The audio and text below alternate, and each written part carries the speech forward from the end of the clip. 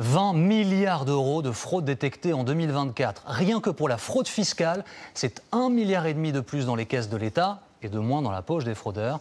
Les particuliers fraudent moins, les entreprises ont contribué un peu plus, avec dans le viseur des inspecteurs l'impôt sur les sociétés et les déclarations de TVA. Juliette Coulet et Fabrice Hamzel se sont rendus aujourd'hui dans un centre de contrôle.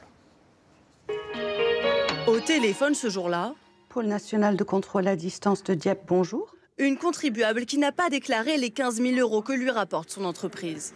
Bah oui, mais vous devez tout de même déclarer les revenus.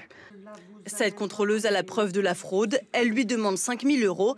Si elle refuse de payer, Vous aurez la majoration de 10%. Moi, je veux régulariser la situation, bien entendu. Moi, je vous dis ça. dans ce centre des impôts, on va désormais chercher les fraudeurs un par un en les appelant directement. Nous prenons contact avec les usagers pour leur expliquer l'anomalie et les inviter à régulariser leur situation. Grâce à cet accompagnement, les contribuables sont mieux informés et 80% acceptent la régularisation. Cette année, les sommes récupérées chez les particuliers ont diminué, mais elles ont augmenté chez les entreprises, 30% sur la fraude à l'impôt sur les sociétés, 16% sur la fraude à la TVA. Le gouvernement va instaurer le pré-remplissage des déclarations fiscales. C'est l'équivalent de la révolution qu'on a vécue avec le prélèvement à la source, mais pour les entreprises, c'est aussi beaucoup plus de sécurité et de garantie contre la fraude à la TVA pour l'État.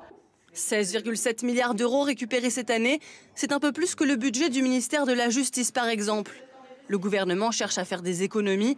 La lutte contre la fraude fiscale peut-elle rapporter plus? Pas sûr selon cet économiste. 16 milliards, voilà, c'est un petit peu la tendance. Peut-être qu'on peut aller jusque 20, 25 milliards. Mais en tout cas, on n'est pas sur des échelles à 2, 3 ou 4 fois plus. Vu tout le travail de mise en commun des données qui a été fait et par le système bancaire et par les différents services fiscaux au niveau européen. L'État souhaite créer de nouveaux centres comme celui de Dieppe, mais pour cette fois, aller directement contrôler les entreprises.